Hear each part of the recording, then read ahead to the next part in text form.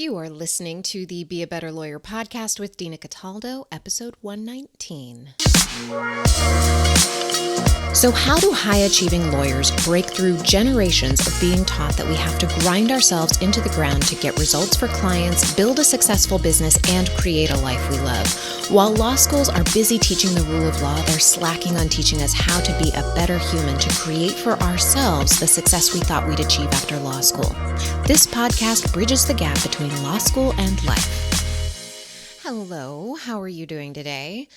I am recording this early morning hours while I have my coffee here, and I want to tell you a little story about my morning because I think you will appreciate this if you've ever been the kind of person who seems to have it all together, and yet there's always those moments where you just don't shine. Anyhow, I was making coffee this morning, and I got my coffee all together, put it in the French press, put in my water, and then I got caught up on Instagram.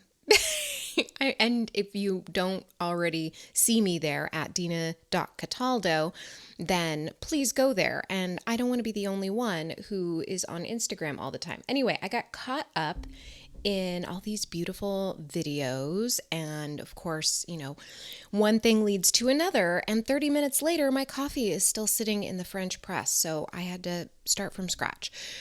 Just so you know, it happens to me too. Now, if you want to kind of know all the little quirks of my life, I share some of them on Instagram, and in my stories especially. I share a lot of business tips and different mindset hacks, things that maybe you don't think about all the time, or maybe you want to think about more often so you can start refocusing your brain on what's important, which is mindset, or you wouldn't be here right now. Go to @Dina.Cataldo. You can find me on Instagram there. And you will also learn all my fashionable COVID masks. So if you were there the other day and you saw my Pirates mask and commented, thank you very much. I really appreciate it. Okay, so let's talk about brain inertia. And I was thinking about this the other day, and I came up with the phrase inert thoughts. And I was thinking about this in terms of chemistry because, as you probably already know, if you've been listening to this podcast for any length of time, when we have a thought, it creates a chemical reaction in our brain that cascades through our body, and that's what creates a feeling. And so I was thinking about thoughts that are really inert, ones that are complete non-starters. As soon as we have them, as soon as we think them, if we don't do any conscious work to get out of them, if we don't notice them to do that work, then we'll be stuck where we've always been. We won't make any progress in building a legal practice or improving our relationships with our partner, our family, our friends, and you're definitely not going to achieve the goals that you have. So I've chosen a fitness goal for the next couple of months. I'll share that on Instagram too. And I'm definitely not thinking any of these inert thoughts about it. I'm having totally different ones. But I'm not thinking these inert thoughts, or I wouldn't be doing it. If I was doing this, if I were thinking these inert thoughts, then I would freeze and do nothing. And these inert thoughts are some of the thoughts that lay the foundation for procrastination. So why am I calling them inert?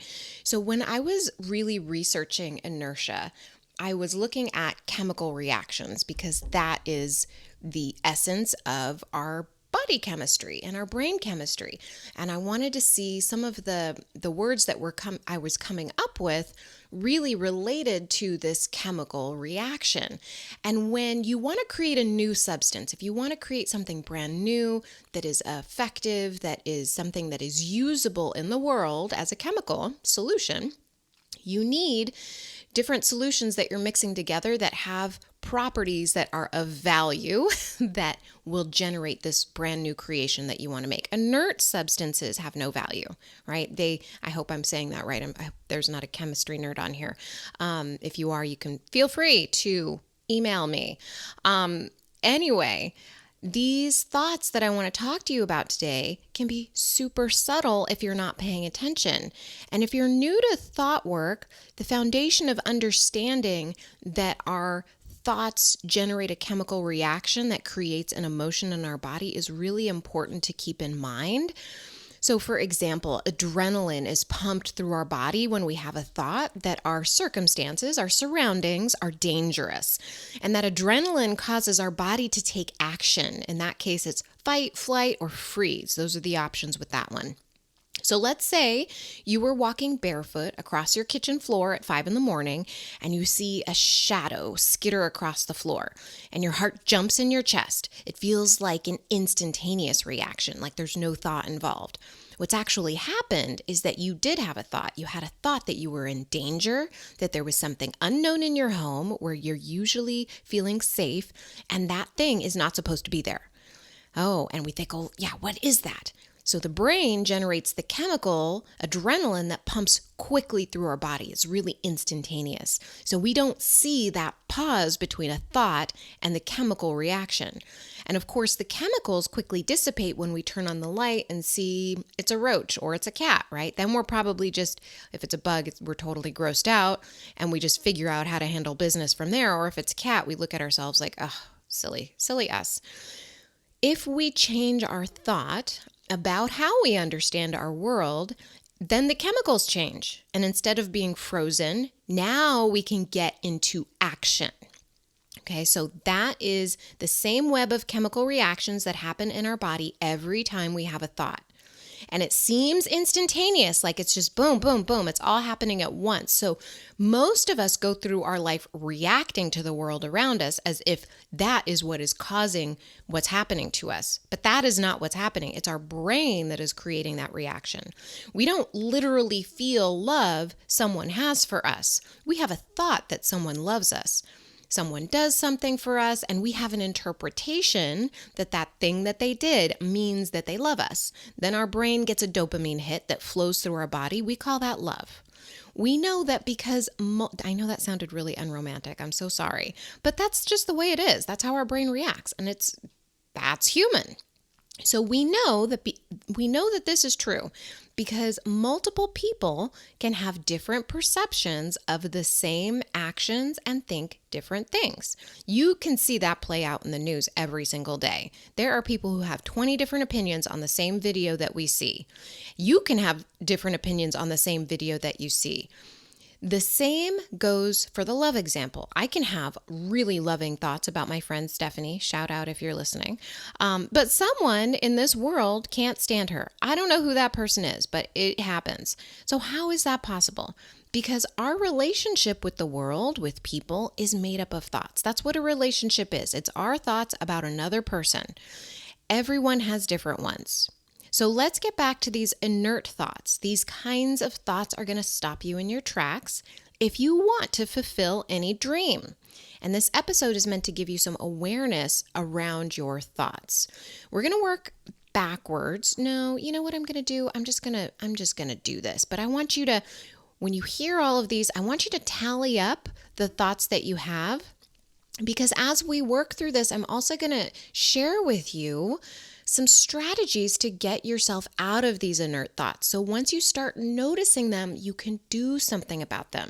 That's the wonderful thing about our brains, is that it has this quality called neuroplasticity.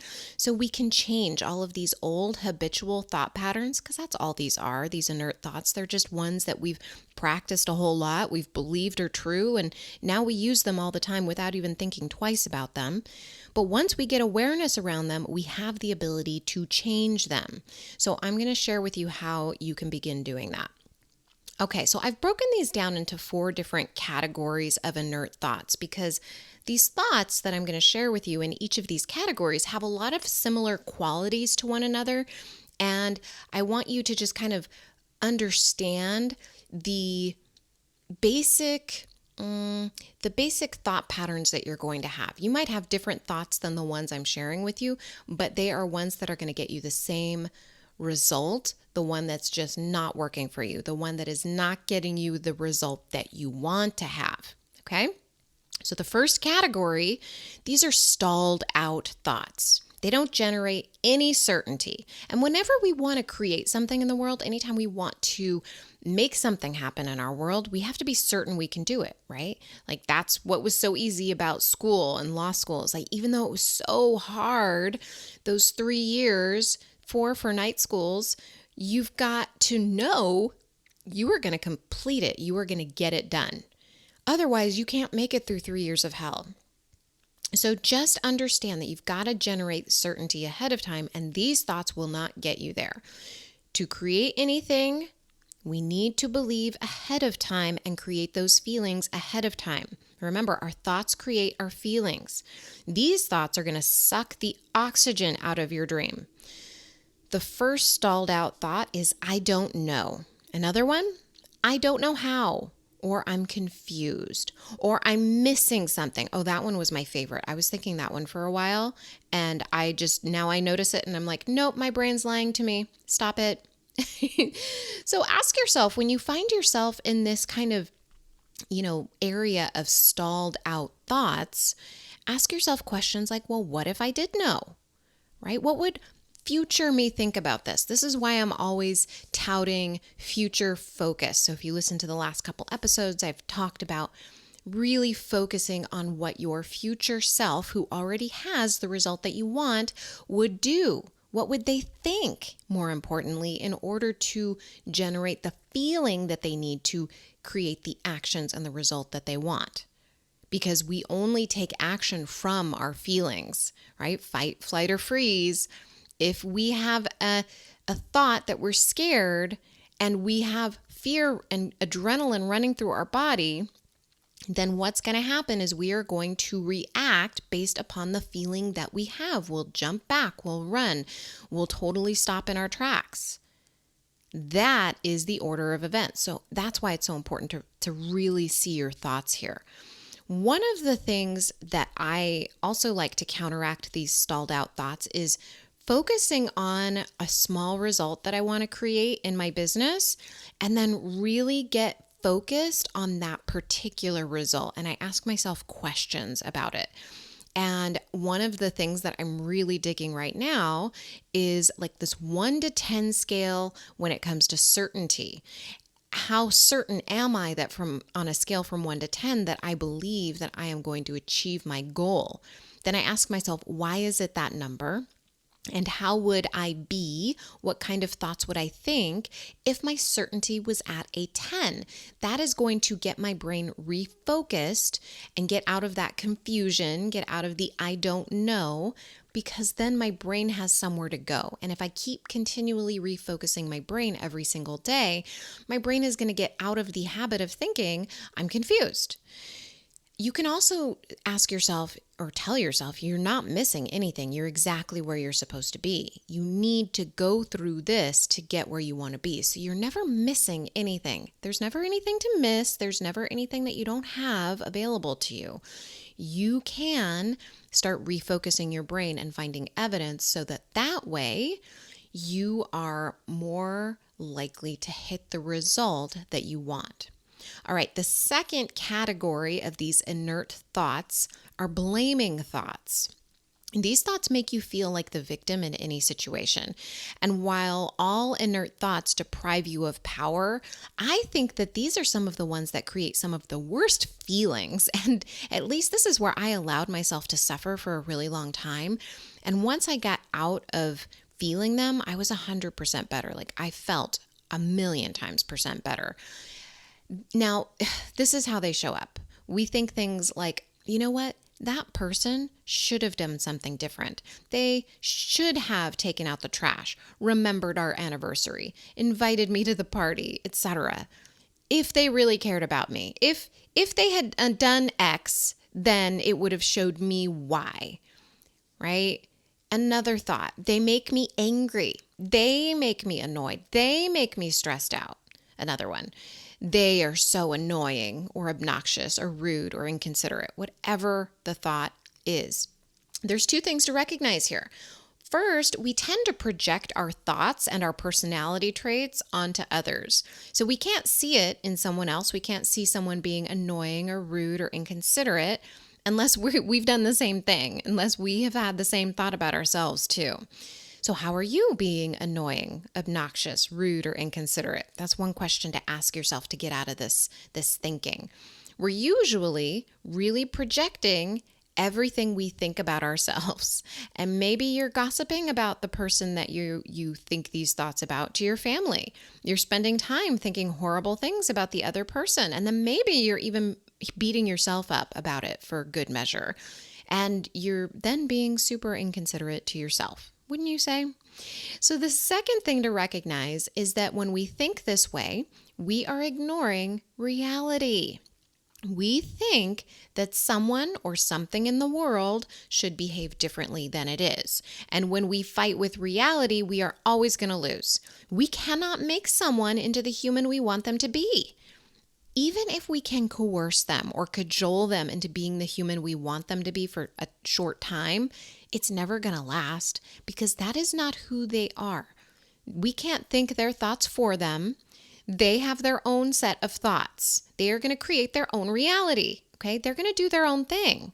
When we begin accepting people for who they are, then we can make choices about who we want in our life and who we don't, from a place of love for ourselves rather than trying to manipulate the world. There's much less drama when we think that way. Look, I wanted to manipulate all the people. I wanted them to make me feel better by doing things that were not in their nature. And that's just not how it works. You've got to let people be themselves. And the great thing about this is that we, in turn, get to be ourselves. We get to think the thoughts we want to think. We get to be the humans we want to be. But until we take full responsibility for how we show up, we're just going to be a victim and we're going to blame everyone else. So when you see these thoughts, recognize them and start doing the thought work here, asking yourself these questions that I'm suggesting to you to begin making the shifts that you want to make. The third category of these inert thoughts is giving your dreams the brush off. That's really the way that I can phrase it best.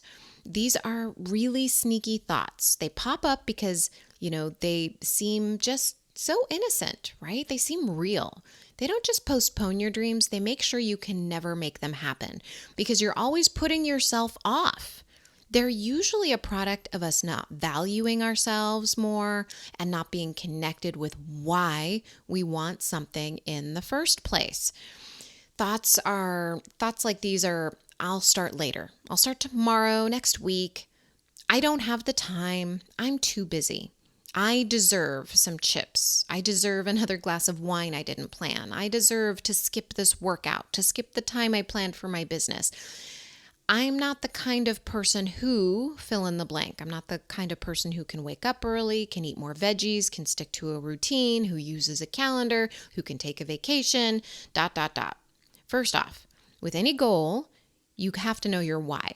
If you're just starting this work, write it down where you can read it daily. I actually have, I've been doing this a while, but I have a it's not a post-it, it's a postcard next to my bed, and it has one phrase on it, and then on the back, I write down it's like 3 sentences of what I want. And then it keeps it fresh. Every time I make my bed in the morning, it's there and I can read it. In the evening when I go to bed, it's there and I can read it. It keeps my brain focused on my why and my goal. Just keep refocusing your brain. You can do that with this why practice. So just recognize your brain's going to want to give into these excuses. Your brain thinks these things are real, but they're not. And you have to be conscious enough to catch it in the act and use tools, like really practical tools, like a postcard next to your bed or in your breakfast nook or wherever you're going to see it regularly to keep your brain on task. The second thing here is that anytime you notice this, do something like taking a baby step towards what you want. Right? When your brain is telling you to skip a workout or start that new routine tomorrow, take a baby step. Tell yourself you're going to walk to your room, and then when you're at your room, tell yourself you're just going to put on your clothes, and then when you put on your clothes, then tell yourself you're just going to put on your shoes. Make it really easy for yourself to follow through on your goal. Have healthy food in the house. Have your work area set up and clean, like you want to sit down and work because it's just so lovely there for yourself. Make working towards your goal fun. Ask yourself how you can do this, and your brain is going to come up with the answers you need. Okay, the last category here of inert thoughts is defeated. This last category is also very sneaky. Like the first category, they don't generate certainty. And they're always going to seem like you're just reporting the news when you think these thoughts. You're not going to think anything of it. You may not even see them. That's why I'm telling you them here, so you can keep your eyes open, your ears open for them. Okay, here's the thoughts, the defeated thoughts. It's not working. It's never going to work. It's not happening. It should be moving faster. I should be doing more. It's taking too long. Okay, these kinds of thoughts are so not helpful. It is working. Tell yourself that. Write it down. Create evidence that it's working. Journal on it. So often we have these thoughts that in our business, especially like our business, it's not working. We're doing all the things. Why isn't it moving faster? I'm scheduling posts. I'm emailing people. I'm, doing videos. I'm doing a podcast. I've got this free masterclass. I've got XYZ going on. Why is it not doing what I think it should be doing? Okay, here's the thing is your business is likely working in so many ways that you just don't see because your brain is focused on the thought that it's not working. So you've got to be really conscious about this. You've got to write down what's happening. Like people are scheduling consults. I sign clients. Clients respond well to me. All of these different things, all this evidence you can build and focus on that evidence. You can journal on this. Write a page or more on where it is working. What is working in your business? Instead of thinking it's not working, what is working? You can do this with any goal. Look for all of the evidence that it is working. This is not foo-foo thinking, ignoring all the bad stuff, right? We're not ignoring the bad stuff. Neurologically, we have to focus on what we want to create the feelings that we want to take the actions that are going to get us the result. If you stick with your old inert neurological thought patterns, you're going to generate the same negative emotions that generate the same inert actions that will give you the same old result. To change anything, you've got to change this from the inside out. Ironically, things progress faster in our business and our lives when we take the time to do these focused activities to really recognize what's going on in our brain. We can strain, evaluate, then we can tweak our thoughts and our actions. You can only see what's happening when you slow way down and you do less. So that can counteract the thought that you should be doing more, right? Things should be moving faster. We cannot manipulate the outside world. I want to bring it all back to this, okay? All of these inert thoughts, I want you to know these thoughts are not helpful, and physically trying to manipulate the outside world, physically meaning like with our words, right? Telling somebody, for instance, hey, you should be doing that. That's going to make me happy. Physically trying to do more work in our business to try to get the results we want instead of doing the mindset work, that's manipulating the outside world. We can do it. It is possible. I see people do it, but it is exhausting. I used to do this, and it was just exhausting, and it is not fun. When you work on yourself, then you're going to create the result you want, and then you're not exhausted, overwhelmed, and stressed. We can't do this work alone. When, I heard about coaching, I was like, what is this? Is this going to help me? Like, what exactly is this coaching thing about? I know other people hire coaches, but is this something that's going to work for me? What are we even going to talk about? I had so many questions about it. But when I did the coaching, then I realized it's just working on my brain.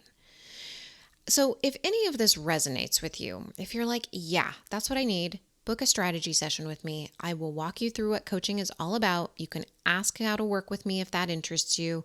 Book a session at dinacataldo.com/strategy session. And if you found this helpful, I would love it if you spread the word. If you share your screenshot of you listening to this podcast on Instagram, tag me at dina.cataldo to let me know. And I would love to connect with you there. Okay, I'm going to enjoy my coffee, and I hope you get to enjoy the same. I will talk to you next week. Bye. If you love what you're learning on the podcast, imagine how you'll evolve when you start implementing what you're learning. You can learn how to work with me to do just that by scheduling a free strategy session.